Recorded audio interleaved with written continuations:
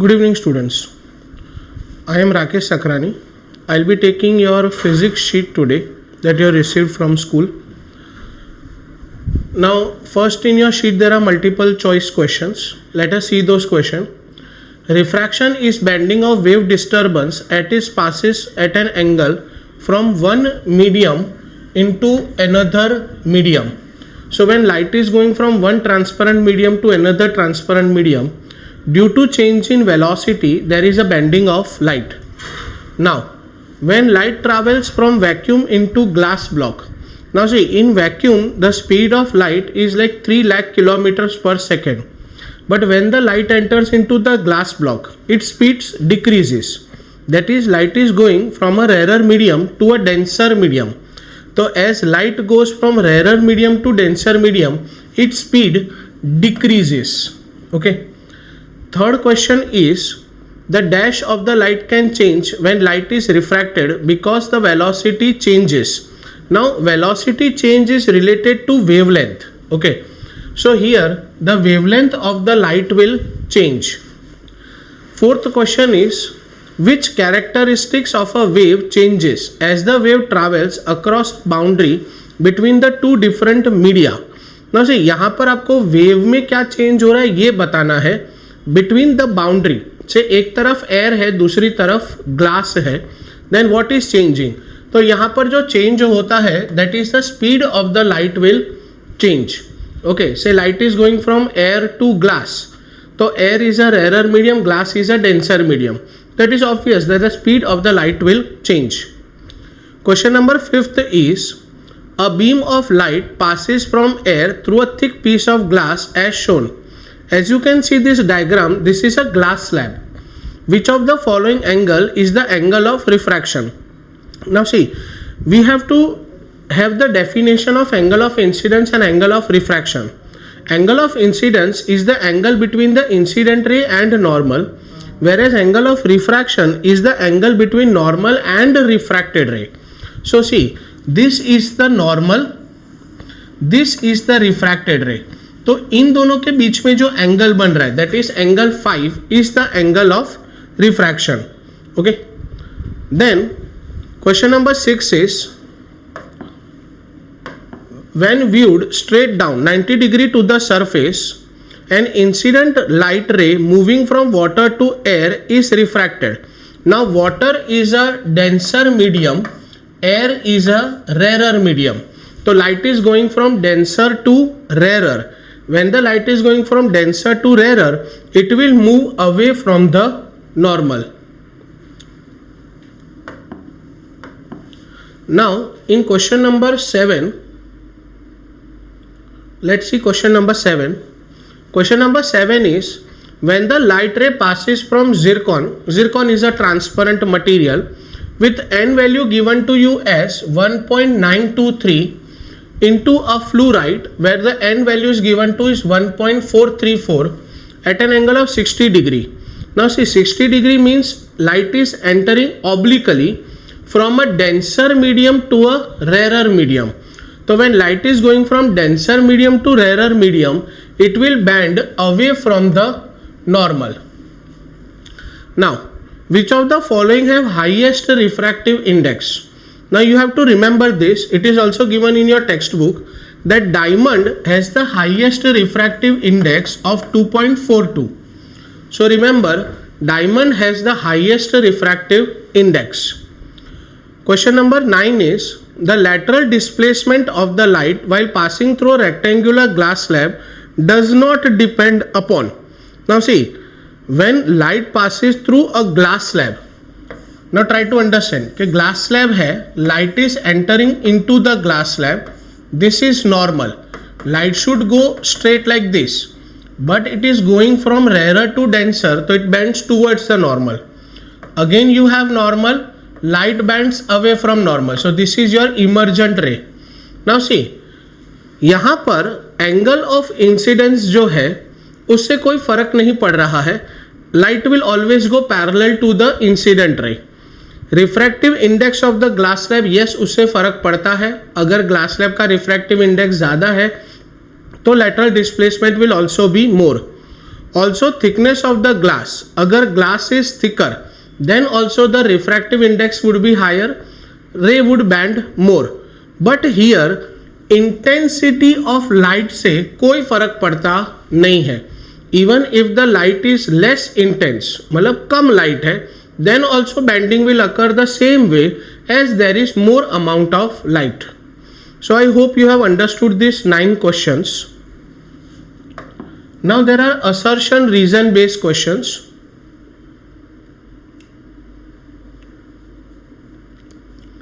Assertion reason में first assertion आपको दिया हुआ है, light does not travel in the same direction in all media. Now see, medium कोई भी हो, air हो, glass हो, diamond हो, light can go in any direction according to the refractive index and at the angle which is entering into the medium. So here light does not travel in the same direction, that is true. The speed of light does not change as it enters from one transparent medium to another. This statement is false. When light enters from one transparent medium to another transparent medium, yes, there will be change in direction, also change in speed. तो यहाँ पर assertion true है, reason is false, so answer is C. Second assertion देखो, water bodies appear shallower than they actually are. This statement is true. Now see, काफ़ी बार parents अपने छोटे बच्चों को स्विमिंग पूल वगैरह में लेके जाते हैं. ओके, तो स्विमिंग पूल में जब आप जाते हैं, यू ऑब्जर्व कि floor of the swimming pool is higher. आपको ऐसा लगता है पानी ज़्यादा नहीं है, बहुत बहुत तो आपकी कमर तक आएगा. But when you enter into the swimming pool, suddenly water comes up to your throat. Okay, तो अपने को ऐसा लगता है यार पानी दिख तो कम रहा था, इतना कैसे हो गया? तो that is because of bending of light. Now light traveling from rarer to denser medium bends towards the normal. This statement is also true, but again it is not explaining why the water bodies appear shallower. As a result, your answer will be B. I hope ये assertion reasons आपको clear है. Let us move to a case based question. Now first let us read the case. Maya is a 8-year-old girl who has begun to learn swimming. At the moment, she is in the swimming pool. Suddenly, Maya finds that her earrings have fallen into the water. It appears to her that the earring has not gone too deep. So she begins to go further into the swimming pool to retrieve her earring. Her trainer, who has been watching her movements, does not allow Maya to go further and pulls her out of the swimming pool quickly. आपको पहला question पूछा गया है, why does it appear to Maya that her earring has not gone in deeper water? See, इसका relation ऊपर के assertion reason से ही है. See, in swimming pool it appears that the floor of the swimming pool is higher. ठीक है, तो माया को ऐसा लग रहा है, मतलब it appears to her कि फ्लोर ऊपर है and water is not deep. But real में the floor is actually down. ठीक है, now see, she is a 8-year-old girl, मतलब उसका हाइट छोटा होगा. So for her that depth is also deep, she could swim in that. As a result, due to refraction of light, it appears to Maya that her earring has not gone deep in the water. तो name the phenomena involved. तो phenomena is refraction of light.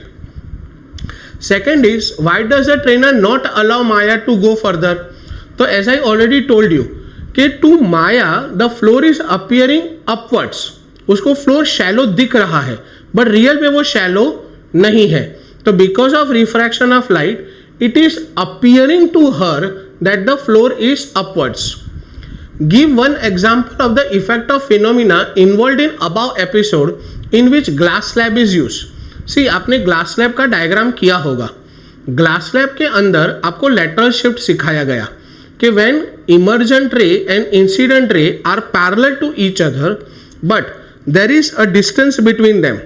Now even in 3 dimension if you look, when light passes through a glass slab, lateral displacement होता है, मतलब 2 lines are parallel to each other at some distance, but also it is observed that light moves downwards. Okay, so when light passes through glass slab सिर्फ lateral displacement नहीं होता है, height का displacement भी हो सकता है. Fourth is what value does the trainer show. तो basically trainer is doing his duty. ठीक है, his duty is to safeguard the children, तो he is safeguarding the child. I hope case based question is clear to you. Now let us move to answer the following question. First question is, a coin placed in water bowl appears raised. Why? Again, water bowl के अंदर अगर पानी है तो there will be refraction of light. अगर refraction of light होगा तो obvious है कि coin जो है वो आपको थोड़ा सा ऊपर feel होगा. So answer for this question is due to refraction of light या bending of light while going from water to air. Second is distinguish between absolute refractive index and relative refractive index. Now try to understand. When light is going from air to any other transparent medium, say light is going from air to water or air to glass या air to diamond, then we use absolute refractive index.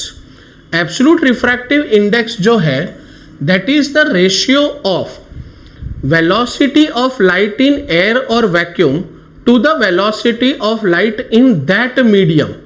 Okay, but यहाँ पर one compulsory medium required is air. Now second is relative refractive index. Try to understand when light is going from one transparent medium to another but medium is not air. Say light is going from water to glass or from water to diamond या glass to diamond. In that case air as a medium is not involved. In that case we use relative refractive index. Relative refractive index is the ratio of velocity of light in medium 1 to velocity of light in medium 2, where medium 1 is the medium from which light is incident and medium 2 is the medium in which light is going. Okay, next question is the absolute refractive indexes of media x, y, z are given respectively. Arrange the speed of light in this media in ascending order. Ascending order is increasing order. Remember, जिस medium का refractive index more होगा velocity of the light will be less. They are inversely related. तो अगर मैं indices को arrange करूं in decreasing order, that is 2.5, then 1.75, then 1.25. तो 1.25 is y. तो y में velocity will be highest, then followed by 1.75 is z and less will be in x. Okay, so this will be your descending order. Ascending order will be x, z, y. I hope this question is clear to you. Question number 4 is a beam of light passes from air into a substance. X is the angle of incidence is 45 degree and the angle of refraction is 30 degree. Calculate the refractive index. Now see, refractive index जो है that is denoted by letter n. It is equal to sin I upon sin R, where angle of incidence given to you is 45 degree and angle of refraction is given to you as sin 30 degree. आप इसमें ये values रखोगे तो you will get your answer. Okay, so you have to use the formula sin I upon sin R. Question number 5 is an incident light beam passing through the atmosphere strikes a rectangular glass block obliquely. It appears from the other face rising into the air. To depict this light ray whole course, create a ray diagram. Now see, यहाँ पर आपको एक glass slab लेना है. A ray of light is coming obliquely. This is your incident ray. यहाँ पर आप normal draw कर सकते हो. Ideally light should go straight like this, but as it is going from air that is atmosphere to glass, air is a rare medium, glass is a denser medium. तो तो light will bend towards the normal. Again यहां पर आप second normal create कर सकते हो. This is your refracted ray. Now light is going glass to air, that is from denser to rarer medium, so it will move away from the normal. Light will go in this direction. This is the emergent ray. तो आपको ये रे diagram draw करना है for this question. Question number 6 is define the reversibility of light and prove 2 mu1 is equal to 1 mu2. Now see, in this question where you are given 2 mu1, तो अगर मैं sine function use करूं, that is according to Snell's law, 2 mu1 will be equal to sine of angle 2, say I am representing by theta 2 upon sine of theta 1. Now reversibility rule is कि when light is going from, this is your incident medium, this is your refracted medium. But in the reverse case if you take, so you have 1 mu2, that is you will have sine theta 1 upon sine theta 2. Okay, now when you compare these two, so you get sine theta 2 upon sine theta 1 will be equal to, now you are reversing it, so this will also get reversed, you get sine theta 2 upon sine theta 1. मतलब आपको इसको reverse में देखना है, ठीक है. So your angles will get reverse and you can say कि due to reversibility rule this to mu21 and mu12 will be equal.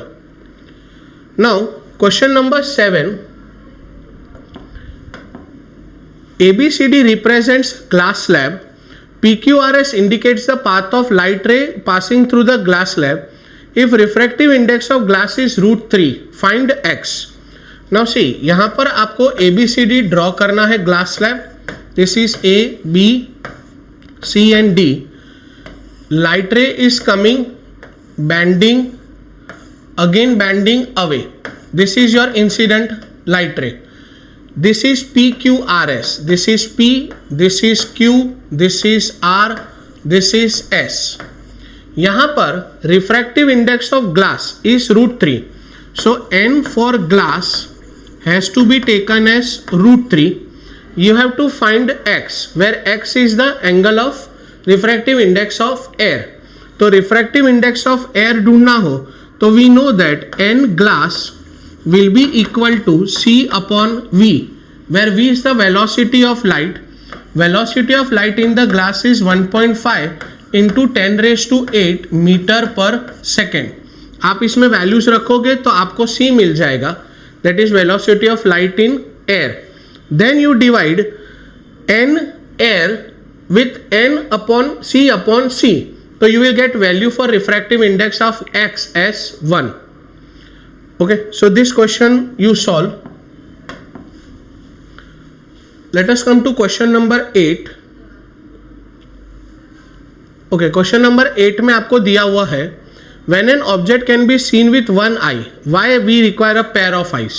So try to understand, अगर आप अपनी एक आंख बंद करते हैं तो भी आपको दिखाई तो सब कुछ देता है, but when we have 2 eyes, तो 2 eyes make 2 different frames which coincide with each other, due to which we have, like we can see the distance between the object and you. Like आप सीढ़ी नीचे उतरते हैं, ठीक है, तो first time you look at the stair, आपका brain calculate करता है कि हाइट कितना है, then all the stairs have same height, तो आप सारी सीढ़ियाँ बिना देखे उतरते चले जाते हैं. तो because of 2 eyes we have 3 dimensional view where there is x axis and y axis. z axis is the distance between you and the object. Okay, so because we see the objects in 3 dimension, we require 2 pair of eyes, not a single eye. Question number 9 is, the following table gives the value of refractive indexes of few media.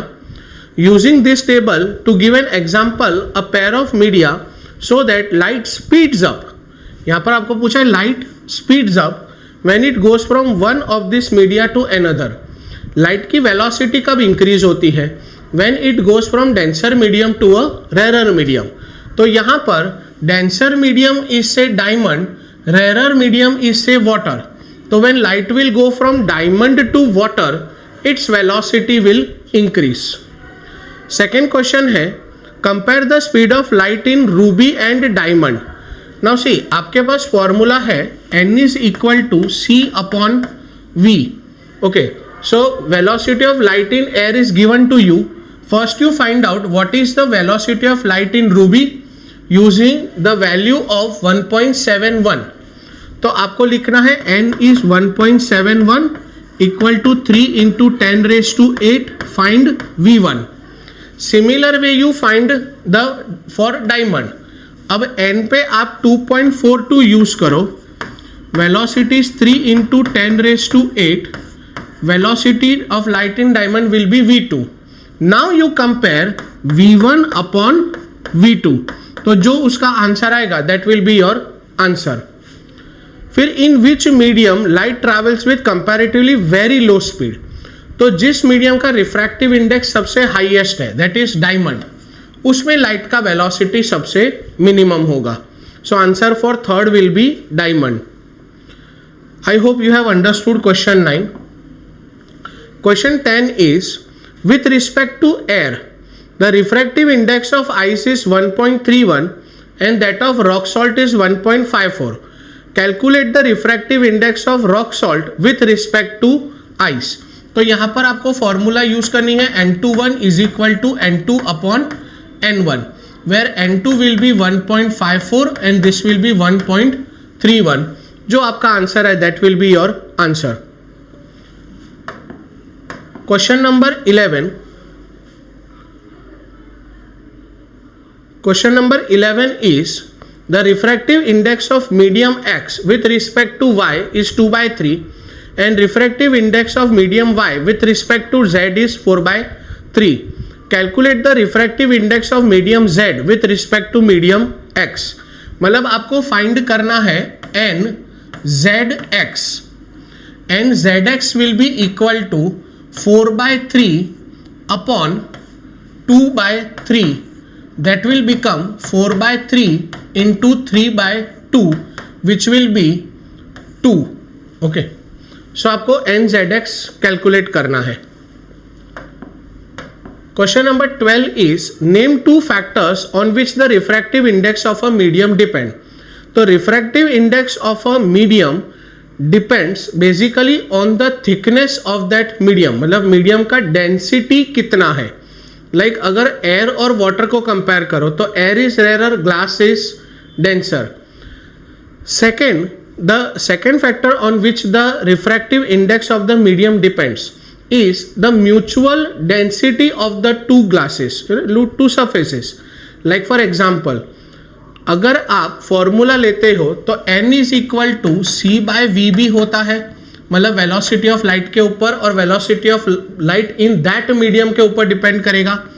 Second अपने लेते हैं n21 is equal to n2 upon n1. मतलब दोनों medium का खुद का refractive index that is on their own density also it will depend. Okay. Question number 13 is a ray of light approaches a jar of honey at an angle of 30 degree. If the angle of refraction is 19.5, what is the refractive index of honey. तो again you will use the same formula. अच्छा, अब यहां पर आपको angles दिए हुए हैं तो you can use the formula के n21 is equal to sine I upon sine R. तो आप साइन फंक्शंस की हेल्प से ये रिफ्रैक्टिव इंडेक्स फाइंड कर सकते हैं. ओके, फिर आपको दिया हुआ है what are the real life examples of refraction of light. ना से रिफ्रैक्शन ऑफ द लाइट की वजह से बहुत सारे फिनोमिनास होते हैं. लाइक फॉर एग्जांपल जैसे मैंने चश्मे पहने हुए, स्पेक्स पहने हुए, तो when you look through the specs you observe कि words are little smaller than they actually are seen with naked eye. That is because कि refraction of light occurs. यहाँ आपने पेरिस्कोप पढ़ा होगा. ओके, पेरिस्कोप के अंदर आप ऊपर की चीज को नीचे देख सकते हैं. लाइक सबमरीन्स होती हैं तो they can see the ships floating above below the water. तो ये happens because of refractions of light. या फिर काफ़ी बार अपने ऑब्जर्व करते हैं कि सपोज समर सीजन है तो कार्स जो हैं उनके ऊपर लाइट शिमर होती है, ठीक है ना, वेव्स मूव हो रही हैं और गैसेस मूव हो रही हैं, ऐसा दिखता है, that is because of refraction of light. So यहाँ पर आपको फिनोमिनास देखनी है which are related to refraction. या even in the chapter of human eye आपने ट्विंकलिंग ऑफ स्टार पढ़ा होगा. ओके, तो रियल में stars are very large. Okay, they don't twinkle, ठीक है, but when seen from the earth they appear to twinkle, ठीक है, तो that is because of refraction of light. Question number 15 is calculate the refractive index for material X where angle in the air is 89 and refracted angle is 55. तो आपको formula use करनी है sin I upon sin R. अब यहाँ पर आपको confuse करने के लिए बहुत सारी दूसरी वैल्यूज भी दी हुई हैं. आपको यूज करना है sin 89 because angle of incidence is 89, refracted angle is 55, तो you have to use the value sin 55. Cos की वैल्यूज आपको यूज करनी नहीं है, you have to use only sine values.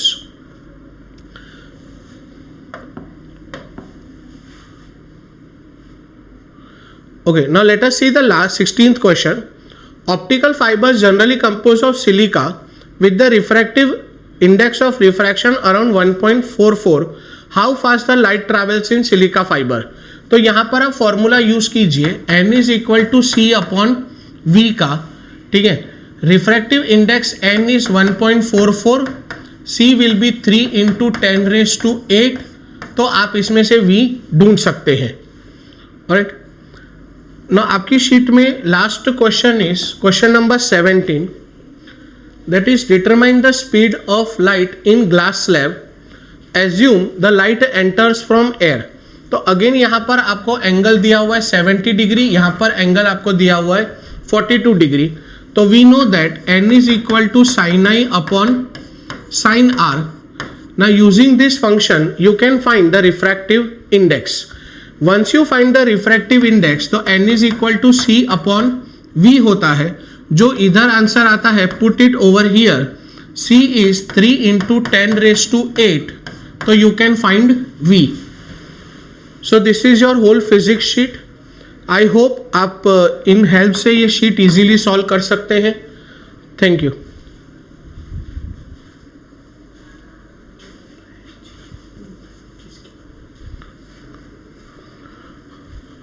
Okay, students, just wait for 2 minutes. Biology sheet will also be covered here by Rutvik sir. Thank you.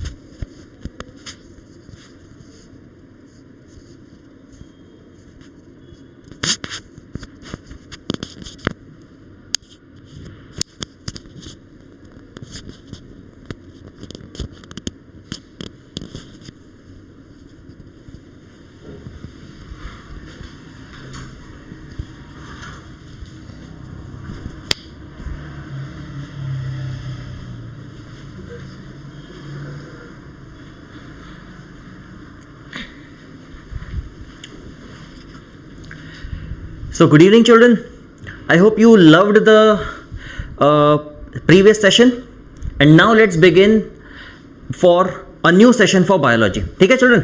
So let's start. यहाँ पे जब हम बात कर रहे हैं this question, so let's begin. Beginning with MCQs children. थोड़ा सा ट्रिकी क्वेश्चन लग रहा है, डायग्राम देख के शायद लग सकता है, but the actual answer is very very simple. देखो, लाइम वाटर टर्न्स मिल्की, ठीक है, या तो cloudy in presence of a gas which is a byproduct of respiration.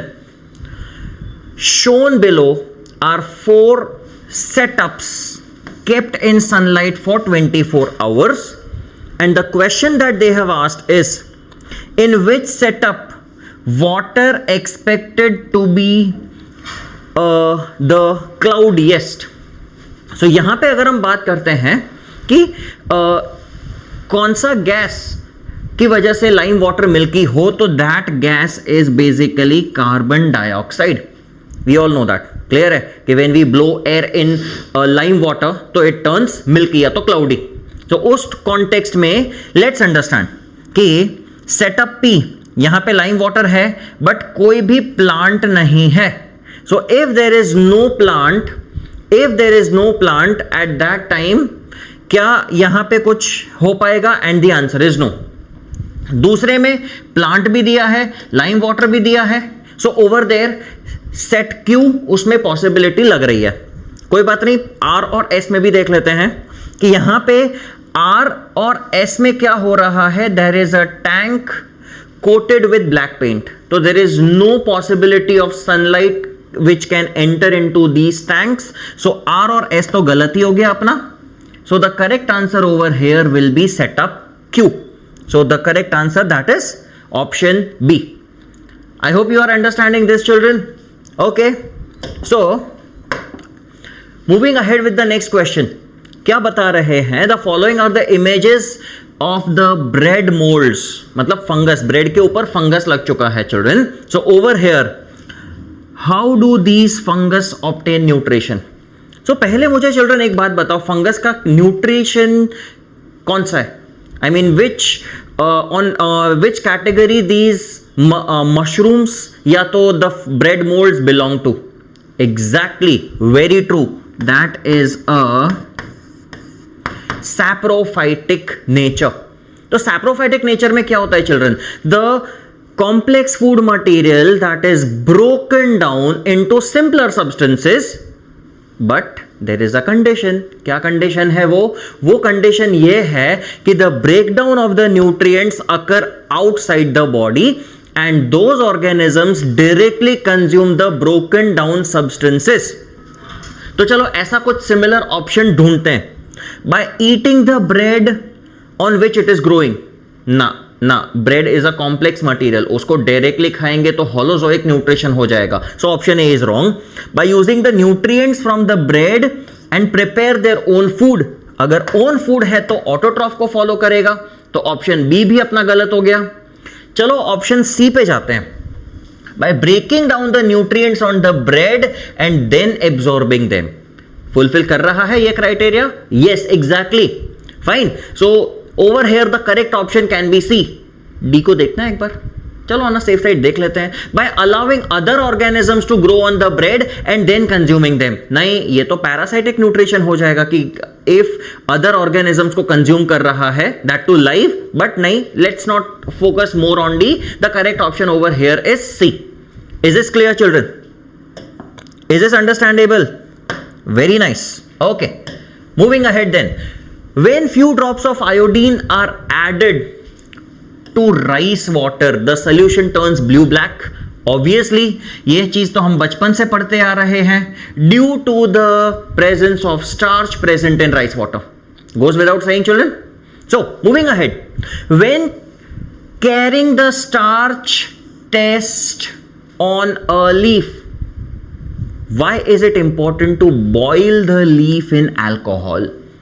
तो चिल्ड्रन ये चीज हमने स्टेप बाय स्टेप समझा था ड्यूरिंग द रेगुलर क्लासेस कि सबसे पहले हम लीफ को बॉइलिंग वाटर में डालते हैं, उसके बाद we just place that leaf into alcohol, but the third and the most important step that the leaf is given a treatment of water bath, and that water bath is given till the alcohol begins to boil. तो children उसमें हमने ये पढ़ा था कि to extract the chlorophyll content from the leaf and the leaf becomes colourless. तो ऐसा कुछ सिमिलर ढूंढते हैं. To dissolve the waxy cuticle, not necessary. To make the cells more permeable to iodine solution, नहीं. To remove the chlorophyll, this is one of the very important step. And अगर last में देखें, to stop the chemical reaction of the cell, irrelevant. Yes, so over here the correct option would be C. Fine. Pancreatic juice, moving ahead children. Pancreatic juice contains enzymes which digest. Pancreatic juice के पास 3 enzymes होते हैं. 3 enzymes होते हैं. Do you agree? Which carry out the process of complete digestion. एक होता है pancreatic amylase, दूसरा होता है lipase, तीसरा होता है trypsin. These are the 3 different enzymes present in pancreatic juice. तो भाई क्या प्रोटीन्स और कार्बोहाइड्रेट्स का डाइजेशन होता है? नहीं. Proteins and fats? नहीं. Fats and carbohydrates? नहीं. तीनों 3 चीज का डाइजेशन होता है because all these 3 enzymes act upon different substrates.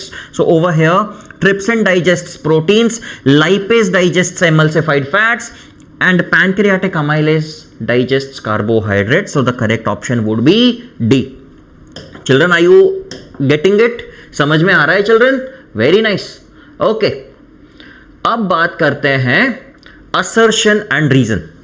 Sorry, assertion and reason. यहां पे assertion and reason में क्या होगा? चलो assertion देखते हैं. HCl helps in the digestion of food in the stomach. Is it true? Is it true? अगर वो फूड को डाइजेस्ट करने में हेल्प करता है, डायरेक्टली डाइजेस्ट नहीं करता, but it creates an appropriate environment for the respective enzymes to work upon. True. चलो, moving ahead. HCl creates an acidic medium, obviously, but to activate carbohydrate digesting enzymes, नहीं. HCl acidic medium बनाता तो है, but it activates pepsin, और उसके लिए substrate क्या है? प्रोटीन्स. क्योंकि हमारे स्टमक में सिर्फ 70% जितने प्रोटीन्स डाइजेस्ट होते हैं. So over here since reason is wrong, तो क्या होगा correct answer? Exactly, the correct answer would be C. Moving ahead, digestion breaks down the large complex molecules into simpler molecules which can be easily absorbed. Is it true? Yes, it is true. Digestion is necessary for absorption of all molecules. Exactly. जब तक वो complex materials को simpler substances में break down नहीं करेंगे, तब तक हमारी body उन complex substances को absorb नहीं कर पाएगी. So over here, the correct option, I mean the reason is also explaining the assertion. So the correct answer would be A. चलो, moving ahead with this children. यहां पे हमारे objectives खत्म हुए, है ना? Objectives खत्म हुए children. I hope you understood all these objectives. चलो अब थोड़ा subjective part पे देखते हैं. ठीक है, subjective part पे देखते हैं. Where is chlorophyll present mainly in the plant? Mainly in the plants, they are present in chloroplasts, which are a part of palisade cells, also a part of leaf. ठीक है. Second, which substance is used to remove chlorophyll from green leaf during the photosynthesis वाला experiment? So over here हमने पहले ही one of the objective में देखा था. क्या देखा था? कि alcohol is the substance which is used to remove chlorophyll, that is to decolorize the leaf, so that when iodine is added, clearly blue black colored spots can be visible over those leaves. So over here the correct answer will be alcohol. Okay, moving ahead with the third question children समझ में आ रहा है? Yes, are you all alive? जिंदा हो सारे के सारे? समझ आ रहा है? Very good. Moving ahead with this, name one organism each having saprophytic, parasitic and holozoic mode of nutrition. तो saprophytic nutrition हमने अभी अभी देखा, that is fungus, या तो हम bread mold लिख सकते हैं. ओके, parasitic nutrition लीच हो गया, लाइस हो गया, लाइस मतलब सर पे जो जुएं पड़ती हैं, that is लाइस. फिर कैस्केटा हो गया, it is a parasitic plant, है ना. And holozoic mode of nutrition, holozoic हम खुद को कैसे भूल सकते हैं, है ना.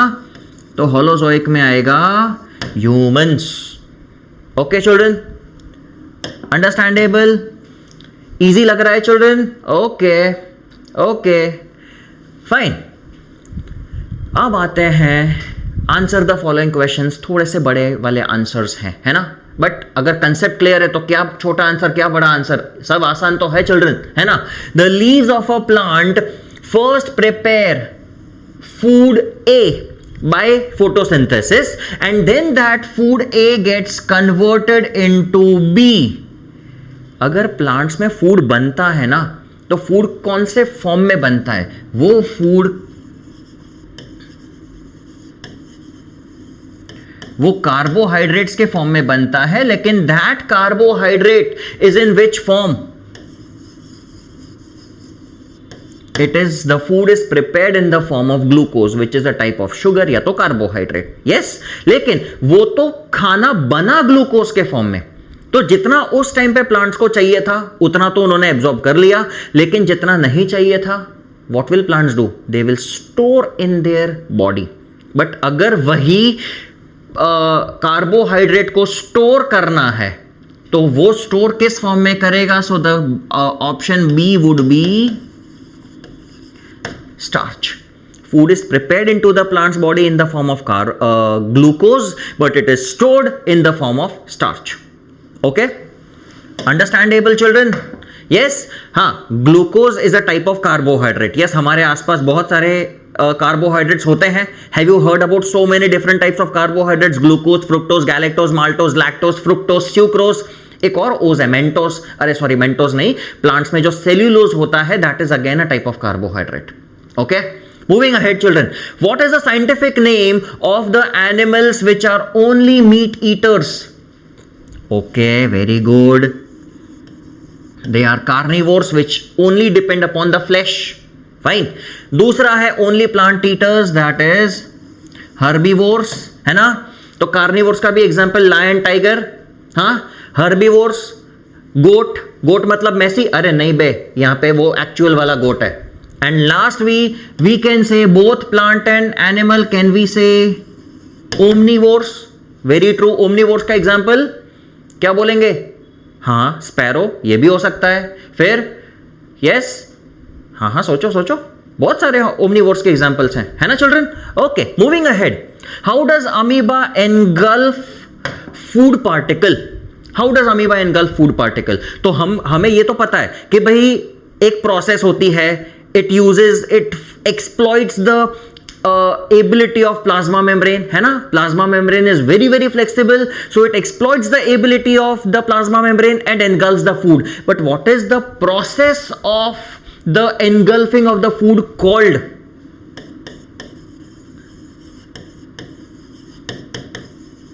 that is phagocytosis। अंडरस्टैंडेबल, ये है phagocytosis, the process by which amoeba takes in the food particle। okay, moving ahead, what are pseudopodia? give functions of these pseudopodia children, they are the finger like projections, ठीक है। they are also called false feet। fine, तो exactly over here amoeba करता क्या है? suppose ये amoeba है and it senses a food particle। children, ये मैं चीज एक छोटा सा टिप देना चाहूंगा आपको कि ये स्पेशली उन लोगों के लिए है जो डायग्राम्स ड्रॉ करना पसंद नहीं करते, ठीक है। ये उन लोगों के लिए खास करके टिप है। क्या टिप है? कि अगर आपको अमीबा वाला क्वेश्चन आता है ना, मेहरबानी करके डायग्राम ड्रॉ कर ही लेना, बिना डायग्राम ड्रॉ किए वापस आने का नहीं। क्यों? हाँ, भाई ने बोला करने का तो करने का ये नहीं है, बट अमीबा का जब डायग्राम है ना, it is so simple। why? you can take the full liberty while drawing the diagram of amoeba as it doesn't have any shape। आप कुछ भी ड्रॉ करो और मेरे पास ले आओ, sir amoeba, I have to accept amoeba. yes, so over here suppose amoeba senses a food particle in its surrounding, वो क्या करेगा? it would extend its finger like projections, clear, and these finger like projections they are called pseudopodia. Basically pseudo का मतलब होता है false, podia का मतलब होता है feet. that is they are the false feet। they amoeba extends its finger like projections to engulf the food particle। Clear है? तो अगर हम उसी के फंक्शन की बात करें तो क्या हो सकता है? They are false feet and use to engulf the food. Apart from that they also help in formation of food vacuole. That is also a very important function. Clear है कि that food vacuole is further necessary to digest the complex substances that amoeba has consumed. So these are the two major functions of pseudopodia. Moving ahead, what is the significance of villi in small intestine? तो भाई नहीं इसको cancel नहीं करते, रुकते हैं. These are pseudopodia, again the finger like projections. अगर हम villi की बात करते हैं वो क्या है? Again they are the same finger like projections. Yes, but they are present in our small intestine. What they do is they increase the surface area for the process of absorption. How do they increase? Suppose imagine करो कि ये जो मेरा hand है that much area is available for absorption. तो right now this much area is available for the process of absorption. Yes, exactly. लेकिन अगर मैं ऐसे कर देता हूं, सारी फिंगर्स को खोल देता हूं, so the surface area for absorption increases by 10 folds. So villi, they are these finger-like projections. First, they increase the surface area for the process of absorption of the digested food. Second thing, they are richly supplied with the blood vessels. Should I write it? Okay. Okay, first of all, they increase the surface area for the process of absorption. Fine. Second thing is they are richly supplied with blood vessels. So the food which is the absorbed food directly goes into the bloodstream, and blood along with its circulation can make it available to various parts of the body. So ये villi के through ही possible होता है. समझ आ रहा है children? Are you all awake? Are you all alive? जिंदा हो ना सारे? फाइन. माना आखिरी पार्ट है लेकिन जिंदा रहना सब बनता है भाई. चलो moving ahead. What is photosynthesis? The process of green plants preparing there own food bye obtaining. हाँ, सिर्फ इतना लिखने से काम नहीं होगा. Green plants prepare their own food, that is photosynthesis. ये तो हमने 5th 6th में भी पढ़ा है. तो what is the difference between you and that 5th to 6th standard old kid? है ना? तो ओवर हियर आपको कौन से सब्सटेंसेस को वो कंज्यूम करते हैं वो भी बताना पड़ेगा. So the process of green plants preparing their food, their own food by utilising the simple inorganic substances from the surroundings, that is water, sunlight and carbon dioxide, because chlorophyll is already present inside the plant's body. तो ये substances को utilise करके वो food बनाते हैं, which is in which form? बताओ, हमने पहले वाले क्वेश्चन में किया था, है ना? That is in the form of exactly starch. नहीं वे, ग्लूकोज के फॉर्म में वो फूड बनाता है. Okay. Explain the mechanism with a chemical equation. Children, ये केमिकल इक्वेशन है ना, बहुत नेसेसरी है. आपके टेक्स्ट बुक में ये चीज क्लियरली काफी अच्छे से मेंशन हुई है. यस, तो वो कौन सा केमिकल इक्वेशन है चिल्ड्रन? अगर फोटोसिंथेसिस का केमिकल इक्वेशन होता है तो मुंह जबानी आना ही चाहिए. क्या है वो? 6CO2 plus 12H2O in the presence of sunlight and chlorophyll. क्या बनाते हैं वो? C6H12O6. This is glucose, which is a 6 carbon molecule, plus 6O2 plus 6H2O. ये है उसका केमिकल इक्वेशन. ये केमिकल इक्वेशन आपको मुंह जबानी आना ही चाहिए एट एनी कॉस्ट, क्योंकि ये चीज की वजह से हमें ऑक्सीजन मिलता है, which is a by product. Okay, so this is a chemical equation. समझ आ रहा है चिल्ड्रन? क्या बात है. Okay, moving ahead. Observe the diagram. Observe the diagram children.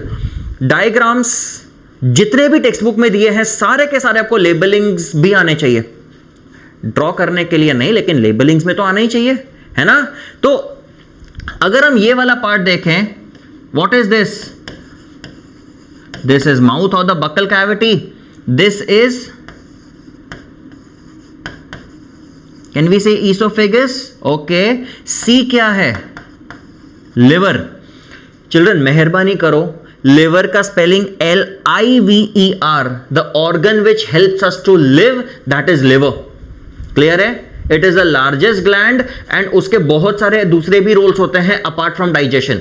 तो स्पेलिंग में LEVER गलती से भी मत करना। ओके, अब डी क्या है? D is stomach, E is pancreas. E is pancreas. अगर आप लोग गॉल ब्लैडर समझ रहे हो ना, गॉल ब्लैडर ये है, ये स्टमक के नीचे वाला जो पोर्शन है ना, that is pancreas and this is small intestine. Understandable, easy है चिल्ड्रन।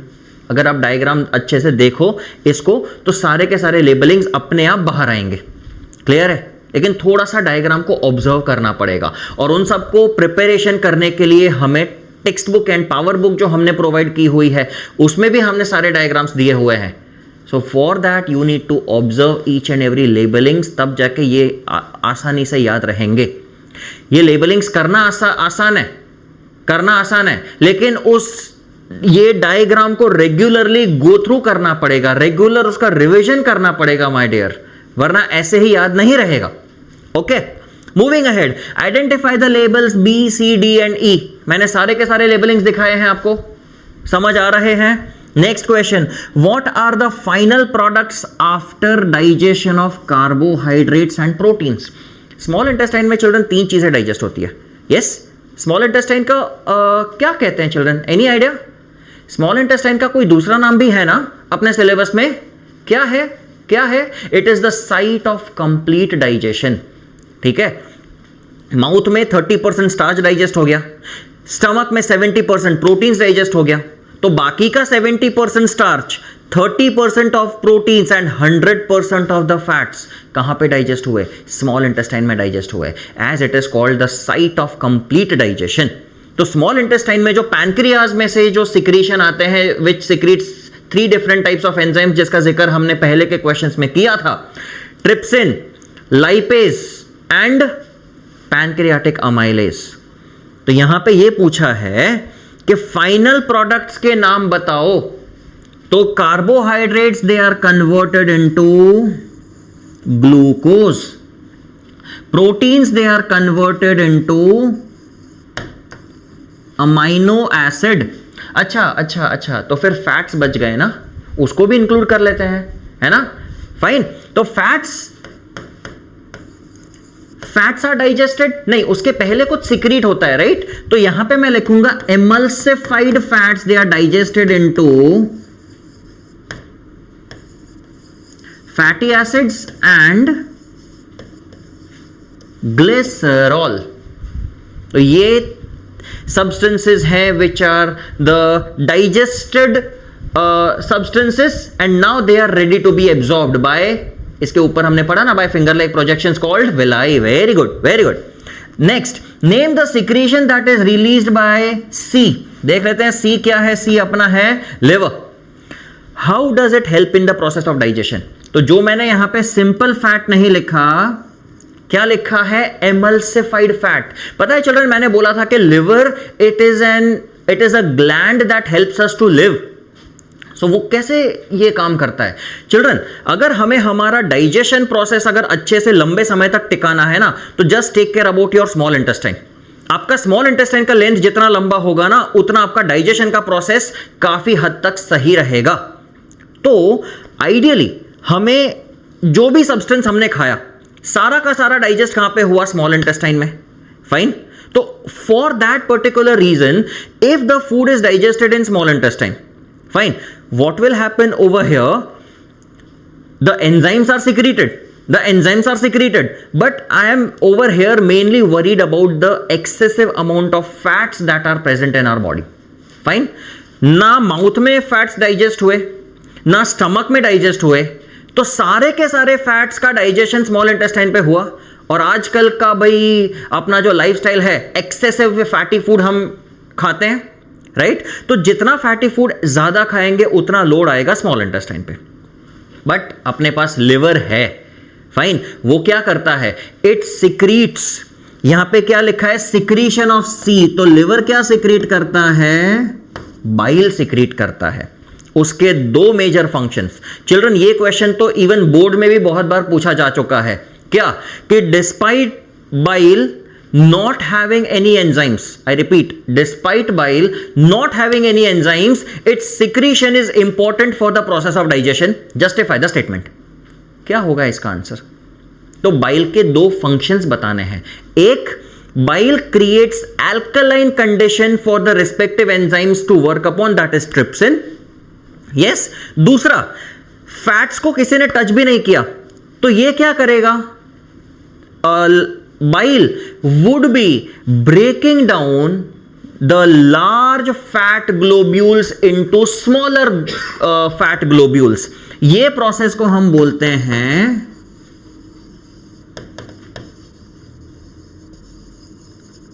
एमल्सिफिकेशन। ये प्रोसेस को क्या बोलेंगे, एमल्सिफिकेशन। तो ये दो फंक्शन समझ में आए, एक it creates alkaline condition for activation of trypsin, दूसरा है it breaks down the large fat globules into smaller globules, that is called emulsification. तो these are the two main functions that help for the further digestion. Is this understandable children? समझ में आ रहा है? Very nice. So here we end our session. Fine children, I hope आपको समझ में आया होगा।